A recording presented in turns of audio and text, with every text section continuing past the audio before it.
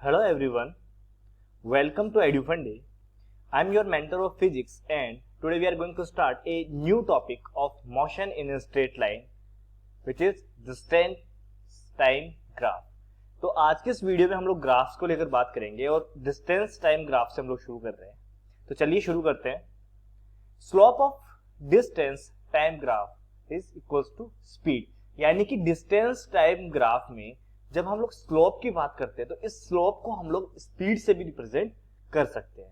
सी यहाँ पर एक एक्स वाई कोऑर्डिनेट की एक ग्राफ हमें दी हुई है जिसके अंदर ये कोऑर्डिनेट्स हमें शो है, जिसमें वाई एक्सिस पर हम लोग डिस्टेंस को रिप्रेजेंट कर रहे हैं और एक्स एक्सिस पे रिप्रेजेंट कर रहे हैं टाइम को।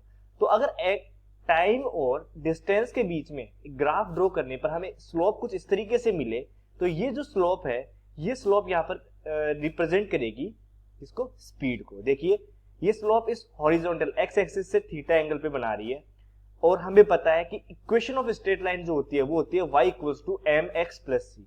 y equals to M X plus C ये एक स्ट्रेट लाइन की इक्वेशन है जिसके अंदर m जो है वो है स्लोप। तो यहाँ पर अगर y equals to M X plus C से हम लोग स्लोप m फाइंड आउट करें तो m क्या हो जाएगा, m हो जाएगा y अपॉन x, ठीक है, जिसकी वैल्यू जो है वो इक्वल होगी टेन थीटा के। टेन थीटा के हम लोग जब ये ट्राइंगल देखेंगे तो उसमें y अपॉन एक्स जो है वो टेन थीटा के इक्वल होगा। क्यों? क्योंकि टेन थीटा क्या होता है, टेन थीटा होता है लेंथ अपॉन बेस, ठीक है। तो लेंथ इसमें क्या है y और बेस क्या है इसमें x, तो टेन थीटा की वैल्यू किसके इक्वल हो जाएगी, स्लोप के इक्वल।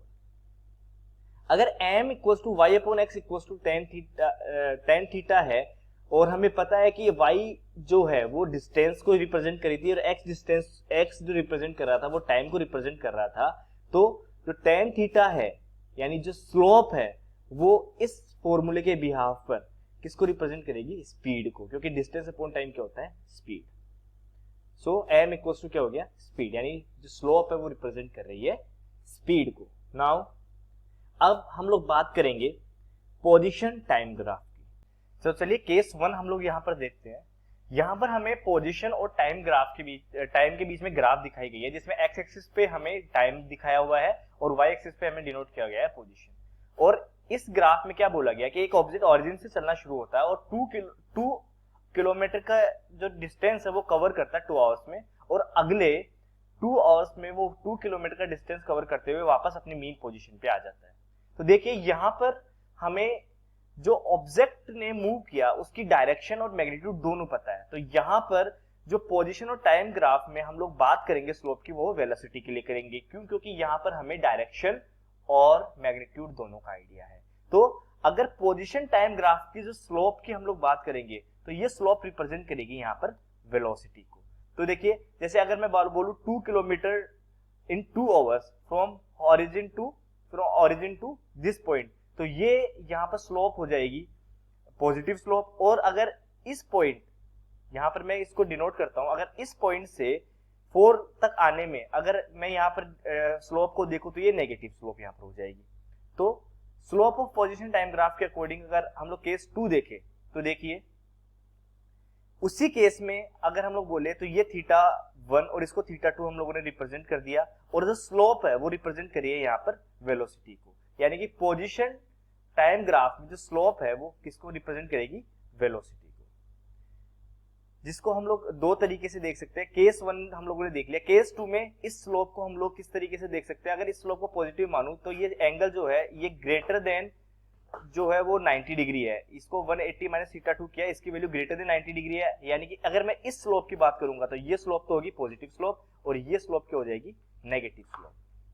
सो यहां पर जो एम डी टी है ये स्पीड को रिप्रेजेंट कर रहा था और पोजीशन टाइम ग्राफ जो है ये रिप्रेजेंट करेगी इसकी स्लोप वेलोसिटी को। तो इस केस में अगर हम लोगों को स्लोप देखनी है तो स्लोप क्या हो जाएगी, स्लोप 1 प्लस स्लोप 2। तो देखिए स्लोप 1 जो है वो positive slope, slope 2 negative slope है, तो ओवरऑल इसकी स्लोप की वैल्यू क्या हो जाएगी, 0 हो जाएगी। यानी यहाँ पर अगर मैं वेलोसिटी देखूंगा तो 0 देखूंगा। क्यों? क्योंकि देखिए ये इनिशियली ओरिजिन से चलना शुरू हुआ और इसकी मीन पोजीशन पे ये फिर से आ गया, यानी कि यहाँ पे डिस्प्लेसमेंट क्या हो गया, 0। तो इस कारण से भी बोल सकते हैं कि इसमें जो वेलोसिटी होगी वो क्या होगी, 0।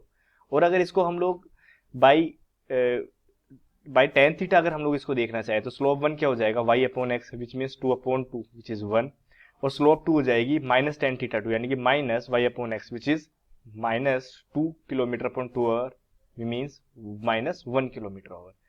तो इसलिए इन दोनों को सम करने पर हमारे पास जो ओवरऑल स्लोप आई वो क्या आई, 0, यानी कि यहाँ पर जो वेलोसिटी हो जाएगी वो कितनी हो जाएगी, 0। नाउ अब हम लोग आगे बढ़ेंगे, interpretation from different position time graph. ठीक है, अलग अलग पोजीशन टाइम ग्राफ पे हम लोग बात करेंगे।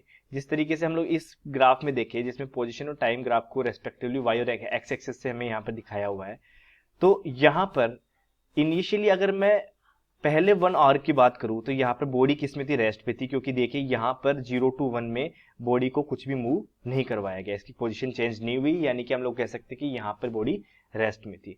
और उसके बाद में जो ग्राफ है वो एक सीधी लाइन में, स्ट्रेट लाइन में बढ़ रही है, यानी कि यहाँ पर हम लोग ये भी बोल सकते हैं कि जो मोशन है वो यूनिफॉर्म मोशन होगी उसके बाद।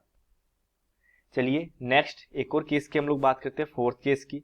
इस केस में हम लोगों को वाई और एक्स एक्सिस पे रेस्पेक्टिवली पोजीशन और टाइम यहाँ पर दिखाया हुआ है, जिसमें अगर मैं इनिशियली 0 to 1 आवर की बात करूँ तो इसमें एक यूनिफॉर्म मोशन, क्योंकि एक सीधी लाइन हमें मिल रही है वो दिखा रहा है।